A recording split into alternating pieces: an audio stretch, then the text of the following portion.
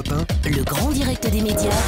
Télé-délire. Jean-Marc Morandini. Voilà, et céréalier, c'est du négoce de céréales, Bah oui, d'après comme son Romain nom Bro. l'indique. Bah, Voilà, bah qui voilà. connaissait parfaitement au même titre que TPS Star.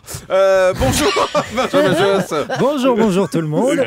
Qu'avez-vous regardé hier à la Ah, on télé? s'amuse bien.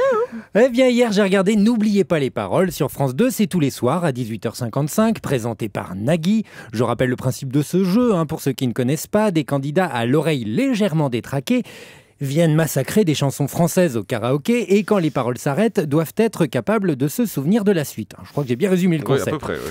Et alors cette émission, c'est bien sûr l'occasion de saigner un peu des oreilles sur le répertoire français, mais aussi l'opportunité de profiter de la bonne humeur et de l'humour de Nagui. Hier par exemple, l'un des participants, Cédric, se présentait comme militaire dans l'armée de l'air. Nagui s'est empressé de faire remarquer au public l'embonpoint du jeune homme en disant « Et dans l'avion, on arrive à décoller ?»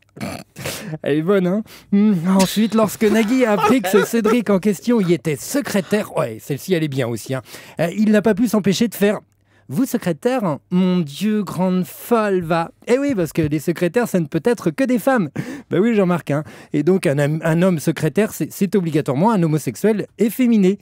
Il est rigolo, ce Nagui, un festival hier. Et quand il a ajouté subtilement « La folle du régiment, elle est là », moi j'étais mort. Une vanne sur le physique, une autre sexiste et une dernière homophobe. Et tout ça en moins d'une minute, le tiercé gagnant.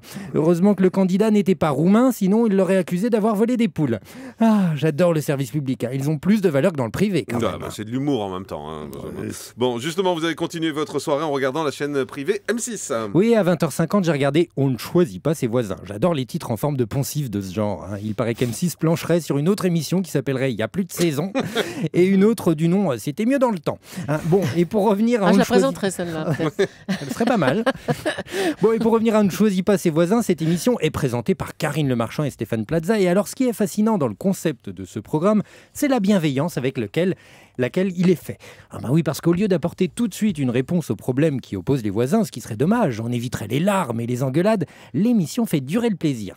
Pourtant, je suis certain que la production a contacté les experts avant d'arriver. Une émission de ce genre, ça s'organise, ce ne serait pas professionnel d'y aller sans de sérieux préparatifs. Eh bien, la prod sait donc sûrement dès le départ qu'il existe une alternative aux problèmes qui pourrit la santé de ses voisins. Ils ont même sans doute déjà commandé le matériel, mais ils ont compris qu'une confrontation houleuse est nécessaire.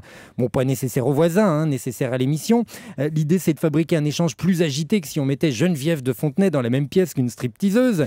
Et hier, ça fonctionnait. L'un des participants s'est blessé quand, excédé, il s'est défoulé sur un mur, ce qui ne serait pas arrivé si les solutions que la production avait sans doute déjà sous le coude avaient été mises en œuvre dès le départ.